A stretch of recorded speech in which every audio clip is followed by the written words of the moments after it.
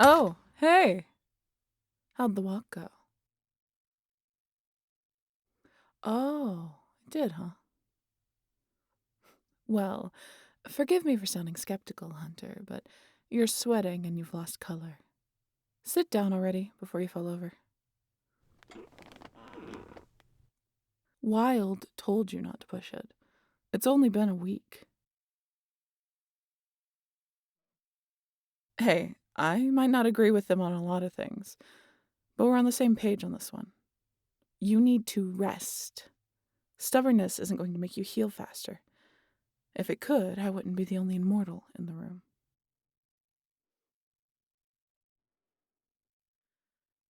You're lucky to even be up and walking this soon. If he'd hit anything else, hell, if he'd hit a different part of your liver even, your emergency backroom surgery probably wouldn't have gone so well, and you'd have a much steeper road to recovery. So stop trying to rush things. If you keep straining yourself, you might tear something back open and wind up flat on your back again. Food for thought. Not much. Wild stuck their head in while you were out and shoved a mic in my face. I think they're trying to crack the code on recording vampires before you're finished recovering. Which, I mean, good luck with that one, Wild.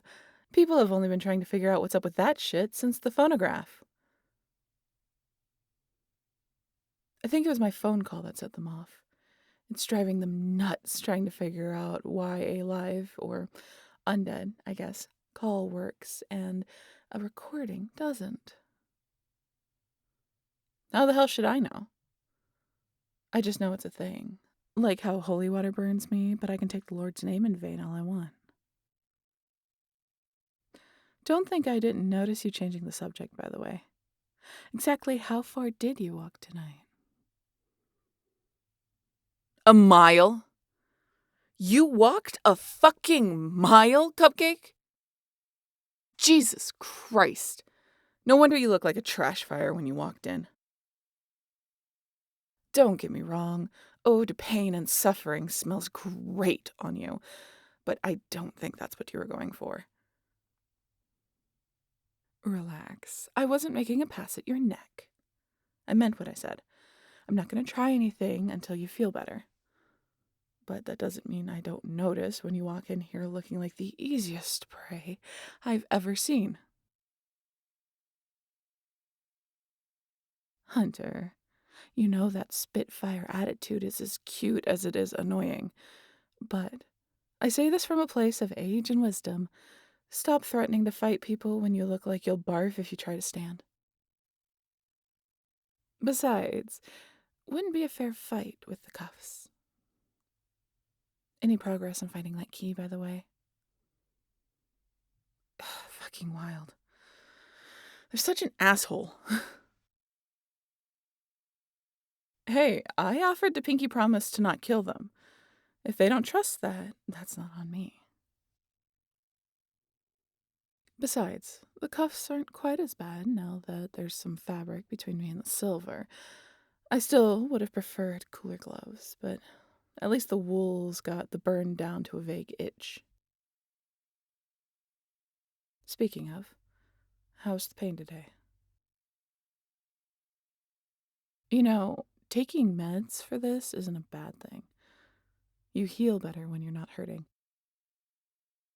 Excuse you? Seeing you higher than a kite is just a bonus. You think I'm not looking forward to you being officially back on your feet? Anything that helps you recover more quickly means less time for Wild to poke and prod me. And for the record, you pushing yourself is the opposite of helpful in that department. If you really won't take anything, there's always the alternative. You know what I mean. Look, I know your last time being enthralled was traumatic, but I wouldn't put you anywhere near as far under. Just enough to take the pain away. Pinky promise, Cupcake.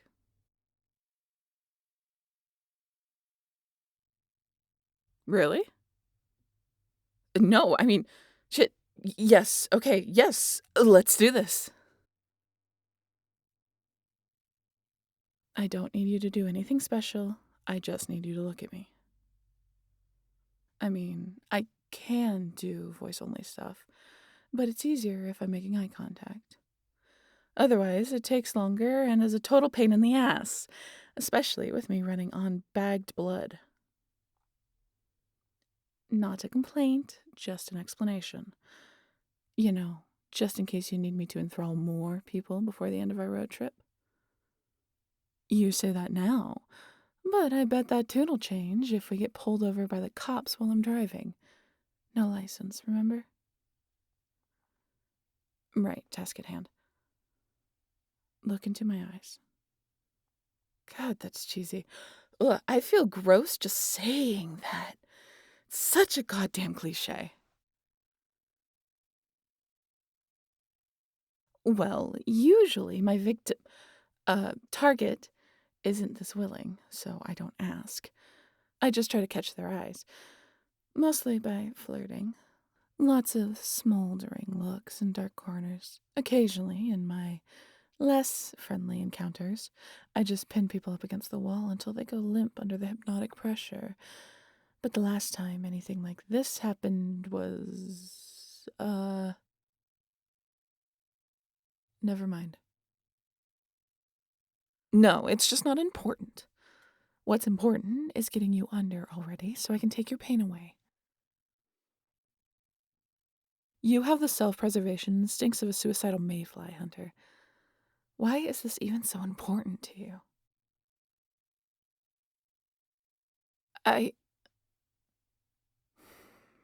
Fine. Last time I had anyone willingly go under my thrall, it was one of my live-in meals. Story over. Now look into my eyes. Oh my god! You just can't take a hint, can you? This is private, Hunter. I don't want to talk about my past relationships. Well, I don't ask why you work alone, do I? No partners, no team? And sure, I've made quips about you probably getting into your line of work because a vampire killed your parents or whatever, but I haven't asked about what actually happened. Because I understand some shit is traumatic and personal, and you don't ask. Okay, no, stop. I wasn't actually asking you to tell me. Besides, this isn't a transaction. You telling me your tragic backstory doesn't mean I'm obliged to share mine. If you spill your secrets, it better be because you actually want to, and you're not expecting anything in return, got it? And don't tell me shit because you feel guilty about prying. The last thing I need is you spilling your secrets impulsively and regretting it later once common sense catches up. You would. I'm not exactly the sympathetic ear you're looking for, remember? Quips as sharp as my teeth and no empathy whatsoever. Whatever. Let's just get this moving. I'm gonna need you to take a deep breath. Hunter, for once in your life, just listen to me, okay? Take a deep breath in. Hold it. Hold it. Now let it out, slowly. Look me in my eyes. Good. You're doing good. Still got those walls up, though. I'm gonna need you to let those down, all right? Let me in. Deep breath. Hold. When you let it out, I want you to open up. Relax. No need to be so defensive. It's just me. You're tired, right? Had a big adventure today and everything. I bet resting sounds so nice. You'll feel so much better if you just give yourself over to the thrall. No. No. Don't tense back up. You were doing so well. It's because I used the T word, right? My bad. Should have known that trigger a knee-jerk reaction. Just forget I said anything, yeah? Yeah. Good, Hunter. Just keep breathing. Keep relaxing. I'm not going to hurt you. In fact, nothing hurts quite so bad anymore, right? Not your sore muscles, not your belly. All that pain is just ebbing away. Nice and easy. Let it go. You don't need it. You just need to listen to my voice. Trust me, Cupcake. Let me take care of you. There we go. Damn, you dropped under like a rock just then. Took you long enough. Even with you actively trying to let me in, that was still a struggle. Lie down, all right? Give that body of yours a break. Feels nice, doesn't it? Not being in pain. I really should make you take those damn meds while you're under. You'd bitch about it later, but at least you wouldn't be wincing when you breathed too deep. I won't, though. Not when you trusted me to do this. You'll never let me in your head again if I fuck that up. Must have been scary, letting me in. After what happened at that auction house, it's no wonder you kept fighting against going under. Not being in control of your mind is terrifying. Having someone tell you what to do is bad enough. Having them tell you what to think. You're braver than me, that's for sure. I didn't even want to learn thrall at first. It took me a decade and a half to even try it. It's probably why I'm not as good as my sire. Though, I guess that could also be an age thing. I hope not. I hope I'm stuck with my clumsy, unrefined abilities for the rest of eternity. Besides, they work well enough for my purposes. I can talk my way out of any speeding ticket and ease pain on request. That's all I need. That's all I want. It's bullshit anyway, saying I'm bad at this. I'm not. Just because I'm not as good as I could be doesn't mean that I'm bad. My thrall's stronger than most other vampires, even without training. So take that, Victoria. Self-taught is still plenty good for me.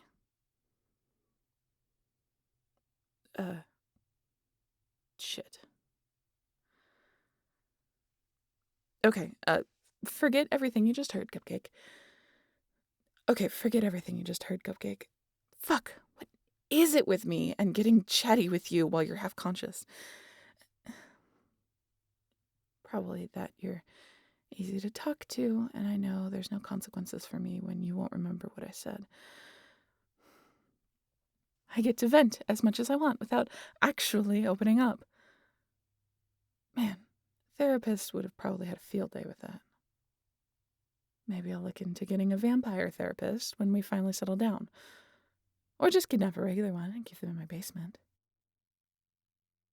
Kidding. Forget I said that too. Man, it really has been a while since someone let me put them under. I don't think I've had anyone willing to take the plunge since Morgan. Morgan was my last live-in meal. He was plenty fun. I picked him up from a bar one night, just planning to drain him and dump the body, but shit. When he saw my fangs, I swear he looked like I'd just given him a puppy. I thought maybe he'd been reading some bad romance novels and was expecting me to turn him after talking for, like, an hour. Like some kind of idiot who doesn't understand how big a commitment that is, but he surprised me by asking if I liked to gamble. I don't know what made me indulge him. The same thing that Kept me coming back to you, I guess. He seemed like he'd be fun. So I told him, yeah, I like gambling. You don't get to be my age without visiting Vegas at least once. And he grinned, pulled out a deck of cards, and bet me his life. It shouldn't have been much of a bet. I'd already been planning to kill him, and there was nothing stopping me from finishing him off even if he did win. For all he knew, I wasn't the sort of vampire to play by the rules. And God, Cupcake, it was tempting. His heart was racing the whole time we played. I felt like I was taking adrenaline shots just being near him, just from breathing him in. I wanted to rip his heart out with my teeth. Even I wasn't sure what I was going to do when the game was over. It was close, but he won. And I didn't kill him. I wanted to devour him so badly, but I didn't. Because I'd had fun. So I told him he was free to go. That fucking idiot came back the next night with a suitcase. Bet room and board against the life he'd just barely escaped with. And that's how he wound up living with me. It wasn't always that high stakes. He'd bet blood, secrets, time under thrall. And pettier shit, too. Like who got the remote. He definitely had a gambling problem. But he wasn't making bets with anyone other than me, so I didn't really care. He got snuggly under thrall. I wonder if you would be too. If I were over there with you instead of cuffed. Man, you'd be mortified by that, wouldn't you?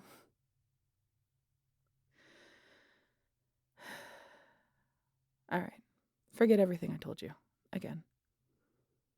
And get some sleep. You need it. Try to stay out for a good 8 hours, okay? And no nightmares.